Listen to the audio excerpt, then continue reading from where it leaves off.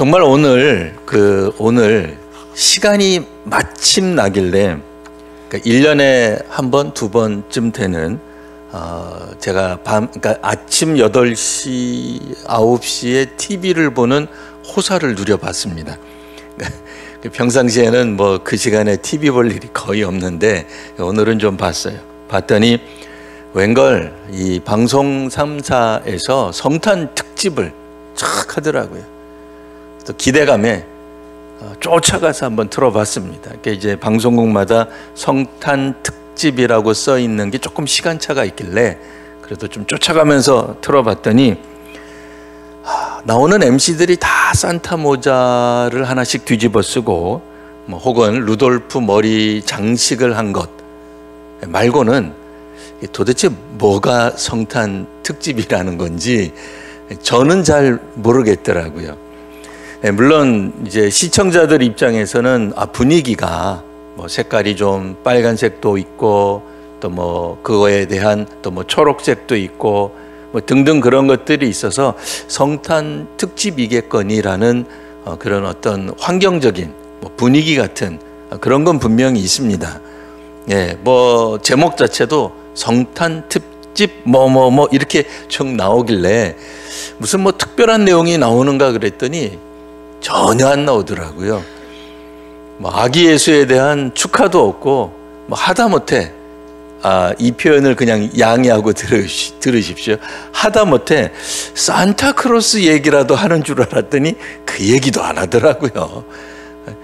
그나마 이제 복장은 뭐 산타크로스의 뭐 루돌프 사슴을 좀 흉내낸 머리 장식 정도, 뭐 복장이 좀 빨갛거나 초록색 알록달록한 색상, 그러니까 뭐 색동옷 비슷하게 입은 거 말고는 그냥 뭐 그분들이 성탄과 관계된 어떤 메시지도 하지를 않더라고요. 뭐 코로나 이후에 경기가 많이 침체돼서 그랬는지는 몰라도 상당히 이제 뭐 캐럴도 없고 뭐 복음에 관한 이야기도 없고 뭐 그런 분위기로 흘러가는 것 같긴 합니다. 그나마 다행인 것은 그 출연진들 중에 몇 사람들이 메리 크리스마스라고 써 있는 어떤 뭐 모자에 뭐 글귀 이런 것들은 나오더라고요. 일전에 제가 한번 설교할 때도 언급했습니다만 우리나라와 달리 다른 나라 미국이라든지 유럽 일부 국가들에서는 메리 크리스마스라고 성탄절 때 잘 안 한다 그랬습니다. 요즘 무슨 바람이 불었는지 해피 홀리데이라고 하는 이런 신조어를 만들어서 소위 말하는 기독교 축일 예수님의 탄생하신 날을 서로 축하하는 그런 어떤 대중적인 분위기 뭐 이런 쪽으로 흘러가는 거죠. 그러니까 이제 넓은 의미에서 보편적인 의미에서 모든 백성들 어떤 인종이든 어떤 종교를 가졌던 뭐 그 사람이 뭐 어떤 믿음을 가졌던 기독교 이 성탄절이라고 하는 절기를 함께 즐거워하고 동참한다는 의미에서 뭐 해피 할러데이라고 하는 인사가 뭐 특별히 미국이나 혹은 한때 기독교 국가이기도 했던 뭐 유럽 몇몇 나라들에서 이렇게 사용되는 점은 뭐 긍정적인 측면이 분명히 있겠다라고 지난번 설교에 말씀을 드렸고요. 오늘은 정말 그럴까라는 한 생각을 해보게 됩니다. 왜냐하면 미국 같은 경우는 사실 뭐 기독교 왕국을 뭐 이룬 적은 없습니다. 뭐 그들 대통령이 대통령 선사할 때 뭐 성경을 이렇게 놓고 사용하기는 합니다만 뭐 그렇다고 해서 뭐 미국의 국교 자체를 뭐 기독교, 그래서 뭐 기독교가 아닌 것은 다 안 되고 그런 나라는 전혀 아니죠. 물론 그럼에도 상당수 사람들이 기독교인들이 뭐 50% 이상이나 되는 사람들이 기독교인들이 있는 그런 나라임에 틀림없습니다. 그런데 메리 크리스마스라고 하는 말이 물론 언어적으로는 문자적으로는 뭐 기쁜 성탄절 예배라는 뜻이 있다고는 하지만 요즘 뭐 문화적으로 메리 크리스마스라고 한다고 해서 오늘 우리처럼 성탄 예배에 참석한 사람 혹은 성탄 예배에 참석할 사람들만 하는 인사는 아니잖아요. 문화적으로 그냥 성탄절 인사 정도로 가볍게 넘어가잖아요. 성탄절 그래도 심지어는 우리나라 같은 경우에도 예수님에 관한 얘기 안 하고 그저 바깥만 나가더라도 그냥 산타크로스, 루돌프, 선물, 연말연시에 사랑 좀 베풀고, 그러니까 예수님에 대한 이미지가 분명 사라져 있기는 하나 그나마 다행인 것은 뭐예요? 그래도 연말을 맞이하여서 어려운 이웃들을 도와주자. 혹 전쟁하는 나라가 있다 하더라도 좀 전쟁이 빨리 좀 그치면 좋겠다. 평화에 관한 메시지라고 하는 정도까지는 안다 그 얘기예요. 그러니까 그런 면에서는 우리가 괜찮은 것 같아요. 그러니까 다른 우리가 종교의 축일에 대해서 이 자리에서 언급하는 건 좀 이상하긴 합니다만 다른 종교적 축일에 대해서도 사실은 조금은 원래 그 이미지가 바뀌는 거는 맞다 말이죠. 왜냐하면 대중적으로 우리가 사용되고 대중적으로 소비될 때는 꼭 그 종교가 가지고 있는 종교의 깊은 내용까지는 들어가지 않는다 말입니다. 그런 점에서 비록 성탄절이 예수님의 탄생, 예수님의 생일에 관한 이야기가 집중되어야 함에도 세상은 그냥 사회는 산타크로스 정도만 해도 나쁘진 않겠다 이런 생각을 합니다. 하지만 우리가 여태까지 사용해왔던 메리 크리스마스는 그렇게 공격적인 언어는 아니었잖아요. 성탄절 예배를 드려라 이런 거 아니잖아요. 그러니까 드리니까 기쁘지 이런 걸 강요하는 건 아니거든요. 그러니 타종교 사람들 혹은 종교가 없는 사람들이 메리 크리스마스라고 하는 그런 성탄의 인사를 들었을 때에 자신은 부담이 된다. 나는 기독교인도 아니고 꼭 그렇게까지 성탄절을 축하할 만한 마음이 없다. 그래서 그 사람들이 해피 홀리데이라고 반응한 것까지야 우리가 뭐라 그러겠습니까? 하지만 적어도 미국 정도 되는, 유럽 정도 되는 나라 안에서 나는 그리스도인입니다라고 말을 하는 것이 그렇게 불쾌감을 줄까요? 물론 그렇다고 생각하는 사람들 때문에 언어가 바뀐 건 이해합니다. 하지만 오늘날 우리 한국 사회에서 적어도 메리 크리스마스라고 하는 인사 정도는 꼭 이거를 전도용, 선교용, 다음 주에 꼭 우리 교회 와라, 성탄절 예배 안 오면 재수가 없을 것이다, 이렇게 저주하는 건 아니잖아요. 그러니까 그런 측면에서 우리가 메리 크리스마스라고 인사하는 것까지는 좀 용납해줘도 되지 않을까?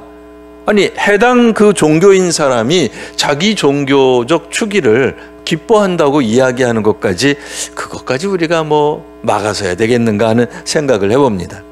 그러니 오늘 우리들은 적어도 다른 사람들에게 성탄절을 강요는 못한다 할지라도 적어도 우리 그리스도인들만이라도 그리스도인들끼리는 성탄절의 의미를 분명히 짚고 넘어갈 필요가 있지 않겠는가? 우리끼리 성탄절에 관한 이야기를 하고 성탄절 축하 뭐를 하고 성탄절을 맞이하여서 기념하여서 어떤 일을 하는 것 자체가 우리 안에서는 충분히 회복되고 또 반복될 필요가 있겠다 하는 생각을 해봅니다. 오늘 말씀해 보면 2000년 전에 관한 얘기잖아요. 요한복음에서 예수님을 이제 빛이라고 묘사를 했습니다. 근데 이 빛에 대한 반응이 사람들이 크게 두 가지로 나뉜다는 거죠. 첫 번째 반응은 빛을 알지도 못하고 또 영접하지 않는다 라고 하는 겁니다. 우리가 메리 크리스마스라고 인사를 해도 어떤 사람들은 심각하게 부담을 느끼고 저리 가세요, 저리 가세요. 메리 크리스마스 그런 인사 안 하기로 했잖아요. 이렇게 반응하는 사람이 있을 수 있다는 거예요. 이런 사람들은 빛을 알지 못합니다. 그러니까 신약 성경에서 안다, 물론 이제 예전에 썼던 유대인들이 당시에 썼던 표현이기는 하죠. 그리고 또 이 단어는 유대말이라기보다는 헬라어입니다. 헬라어에서 안다라고 하는 말은 우리가 지적으로 아는 게 아니에요. 학교 가서 배워서 배운 게 아닙니다. 이거는 관계적인, 경험적인 인식이에요. 그러니 하나님을 안다, 예수님을 안다, 빛을 안다라고 하는 얘기는 결국 뭐예요? 우리식 표현으로 바꾸면 믿는다가 되는 겁니다. 그러니까 문화적인, 보편적인, 사회적인 용어로는 빛을 안다. 근데 물론 이제 이분들은 알지 못하고 그렇게 쓰여 있으나 우리가 읽을 때는 예수님을 믿지 않고, 오늘날에도 우리 한국 사회에서 무려 80% 이상 되는 사람들은 하나님을, 예수님을 알지 못합니다. 이분들은 성탄절의 의미를 우리와 같이 잘 모르는 게 어떤 측면에서 보면 당연한 거예요. 뭐 놀랄 일이 아닙니다. 방송에서 뭐 왜곡한, 뭐 그렇게까지 뭐 말할 것까지는 없을 것 같아요. 뭐 방송국 사람들도 뭐 나름대로 무슨 고충이 있겠죠. 거기에도 뭐 기독교 예수를 믿는 뭐 국장도 있을 거고 뭐 PD도 있을 거고 뭐 여러 사람들이 있겠지만, 드러내놓고 복음을, 기독교에 대해 속 시원하게 말 못하는 무슨 뭐 자기네들만의 무슨 뭐 고충이 있겠습니다만, 적어도 우리는 그렇지 않은 거죠. 믿지 않는 사람들이 성탄절을 좀 잘못된 방식으로 그분들이 즐기고 보낸다 할지라도 적어도 우리들은 성탄절의 의미를 분명히 안다 말입니다. 두 번째로 빛에 대한 사람의 두 번째 반응 뭐겠어요? 빛이신 그리스도를 영접하고 주님께서 주시는 권세와 복을 누리는 사람이 있다, 그 얘기죠. 그러니까 빛을 아는 사람, 여기 우리 함께 예배를 드리는 모든 분들이 사실은 빛을 압니다. 그리스도를 영접했습니다. 그러면 단지 그냥 세례를 받고 교회 출석하는 것으로 끝나는 거냐? 아니죠. 우리는 주님께서 주시는 권세, 또 주님께서 주시는 복을 누리는 사람들입니다. 어떤 권세가 있어요? 우리 요즘은 또 권세 그러면 자꾸 이제 또 권력, 뭐 갑질, 뭐 자꾸 이렇게 생각을 하는데요. 그런 단어 아닌 거 다 아시죠? 우리 믿는 사람들은 하나님으로부터 하나님의 자녀가 되는, 그러니까 선택받은 권세가 있습니다. 적어도 우리들은 아까 제가 조금 전에 옆에 있는 분들 참 바라보시라 그랬죠. 바라보니까 어때요? 그분이 그냥 아무개 씨로 보입니까? 아무개 권사님, 아무개 집사님으로 보입니까? 물론 맞죠. 그게 맞습니다. 그러나 또 다른 신분이 있잖아요. 뭐예요? 하나님의 자녀. 그러니까 그런 의미에서 우리 다시 한번 옆에 있는 분을 보시는 겁니다. 자, 시작. 옆에 있는 분도 보고 뒤에 있는 분도 보고, 이분이 누구다? 하나님의 자녀다 이거예요. 하나님의 자녀로 택함을 받은 거예요. 물론 우리 이 예배 끝나고 나면은 저 권사가 지난번에 나한테 속상하게 하는 말을 했는데 에이씨 하는 마음이 이렇게 싹 올라올 수 있어요. 그때 말이에요, 내가 이거를 고생해가지고 장로님 하고 얘기를 했는데 장로님이 나를 눈도 안 마주치고 쌩 하고 갔어요. 아니 뭐 그랬을지라도 그분이 누구예요? 하나님의 자녀예요. 우리만 하나님의 자녀가 아니라 옆에 있는 우리 성도님들, 우리 집에 있는 우리의 자녀들 다 하나님의 자녀다 말입니다. 오늘 본문에는 이 하나님의 자녀가 되는 방법에 대해 나오고 있습니다. 우리 성도님들 예전에 정말 많이 외웠던 그런 구절이죠. 하나님의 자녀가 되는 방법은 뭐예요? 하나님의 자녀가 되는 방법은 13절에 나와 있습니다. 혈통으로나 육정으로나 사람의 뜻으로 나지 않는다. 그걸로 되는 게 아니다. 그걸로 태어나는 게 아니다 말이에요. 그러면 어떻게 돼야 되느냐? 오직 하나님께로부터 태어나야 된다. 사실 하나님으로부터 태어난 분이 한 분 계시죠. 이때 당시에 누구예요? 그리스도이신 예수님. 예수님의 탄생 자체가 사실은 신비예요.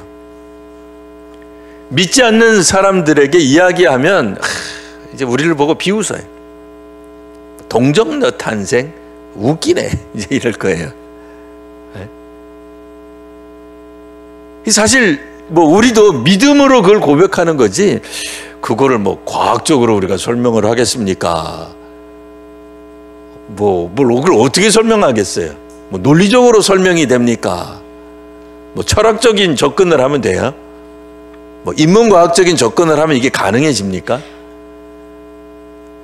근데 사실 예수님은 일단 뭐 이렇게 뭐 동정녀 탄생이니까 뭐 설명하기 어려우니까 일단 뭐 두고, 우리 자신이 하나님 자녀가 된 걸 한번 설명해 보실까요? 그럼 우리는 어떻게 됐어요? 어떤 분은 손을 들고 이렇게 이야기할 겁니다. 목사님, 나는 보기에는 이래도 모태신앙입니다. 그럼 예수 믿는 어머니를 통해야만 우리가 예수님을 영접하는 거예요? 사실 여러분들 태어나면서 응애 하고 했던 게 아니라 아멘 하면서 태어났던 거예요? 그거 아니라고 조금 전에 방금 얘기했잖아요. 혈통으로나 육정으로나 사람의 뜻으로 나는 것이 아니다. 하나님의 뜻으로 나야 하나님의 자녀가 된다. 근데 우리도 사실 설명하기 어려워요. 내가 어떻게 하나님 자녀라는 거지? 이거를 뭐 논리적으로 설명하다가 보면은 당연히 뭐 말이 안 됩니다. 막힙니다. 설명 불가합니다. 다만 굳이 우리가 설명한다 그러면 여기 나와 있는 것처럼 하나님께로부터 태어났습니다 라고 밖에 우리도 설명 못하는 거예요. 하나님의 자녀가 되는 것은 율법을 지켜서 의를 얻는 의인이 되는 것이 아닙니다. 오직 믿음을 통해서 의롭다 함을 받습니다. 나의 공로가 아니라 그리스도의 십자가 공로로 우리가 하나님의 자녀가 되는 것입니다. 바로 이 믿음을 가지고 있기 때문에 예수 그리스도의 탄생, 그러니까 성탄절과 어떤 측면에서는 우리는 예수님까지는 아니에요. 그 절대로 오해하면 안 돼. 제가 이렇게 설교한다고 그럼 나도 예수구나 이러시면 큰일 납니다. 그러니까 예수님이 태어나신 그 방식이 신비로운 것처럼, 신비롭다고 하는 것은 인간의 언어로 묘사할 수 없다, 증명해낼 수 없다는 의미에서 신비로운 것처럼 우리가 하나님의 자녀가 된 것도 신비로운 거예요. 하나님의 방법으로 된 겁니다. 그러니 성탄절은 그러니까 산타크로스로 표현이 안 되는 거죠. 뭐 루돌프 사슴코로 설명되는 게 아니죠. 그러면 산타크로스와 루돌프 사슴코의 물론 메시지도 중요한 게 있어요. 우는 아이에게는 선물을 안 준다 이거죠. 착한 일을 해야 선물 준다. 물론 이제 그거를 쭉 넘어가면 뭐 착한 일을 해야 천국 간다. 근데 우리는 또 착한 일을 해야 천국 간다고는 얘기는 안 하거든요. 그러니까 어떤 측면에서는 보상과 어떤 하나님이 주시는 상급이 있다라고 하는 개념만큼은 우리가 하나 줄 수 있을 것 같아요. 그거는 분명히 우리가 이야기할 수 있을 것 같습니다. 그런 것처럼 하나님을 믿는 사람들은 주께서 주시는 생명이 있습니다. 그러니까 그 생명은 이 세상에서 우리가 누릴 수 있는 이와 같은 생명이 아닙니다. 그렇다고 한다면 우리는 해마다 한 해 한 해 나이를 먹을 때마다 생명의 빛이 어떤 사람들은 밝아지겠지만 어떤 사람들의 경우에는 조금씩 어두워가기 때문에 그래요. 그러니 그 생명을 이 땅에서의 생명, 이 땅에서의 수명이라고 설명하는 한 기독교의 생명의 빛 되신 예수님은 도무지 이거는 뭐 설명이 안 되는 거죠. 그러니까 그 생명이 아닌 거예요. 하나님이 주시는 그 생명이 우리 속에 있는 것입니다. 그러니 믿음의 사람들은 성탄절을 볼 때마다, 성탄절을 맞이할 때마다 한편으로는 생명의 신비, 그러니까 태어남의 신비도 있으나 그 태어남의 신비는 결국 하나님 나라의 백성으로 새롭게 태어나는 것. 우리가 혹 이 땅 위에서 생명이 다하는 날이 있을지언정 다시금 하나님 나라에서 하나님이 주시는 영생을 누릴 수 있다는 점이 바로 성탄절의 우리의 중요한 메시지라고 하는 것입니다. 그러니 믿지 않는 사람들은 밖에 나가서 선물 교환으로 성탄절을 보낸다면 우리는 사실은 생명을 가진 사람이라고 하는 것을 다시 한번 확인하는 날이 되는 것입니다. 오늘 다시 한번 이 성탄절을 통해 하나님이 주시는 그 생명의 빛, 그 생명의 능력을 다시 한번 경험하시고 또 주변에 증언하는 귀한 우리 성도님들, 저와 여러분 모두가 되시기를 바랍니다. 기도하겠습니다. 거룩하신 주님, 하나님의 영광이 되신 그리스도의 오심을 오늘 저희들이 축하하며 다시 한번 하나님의 말씀에 대한 진실함으로 나아가는 저희들이 되게 하여 주시옵소서. 하나님은 언약에 대해 성실하셨습니다. 오늘 다시 한번 저희들도 하나님의 말씀에 성실하게 순종하는 저희가 되게 하여 주옵소서. 말씀의 사람들이 되게 하시고 언약의 백성이 되게 하여 주옵소서. 그래서 예수님 태어나심이 신비인 것처럼 오늘 저희들도 다시 한번 주 안에서 거듭난 인생으로 살아감을 재확인하며 복음을 힘있게 전하는 저희들 모두가 되게 하여 주옵소서.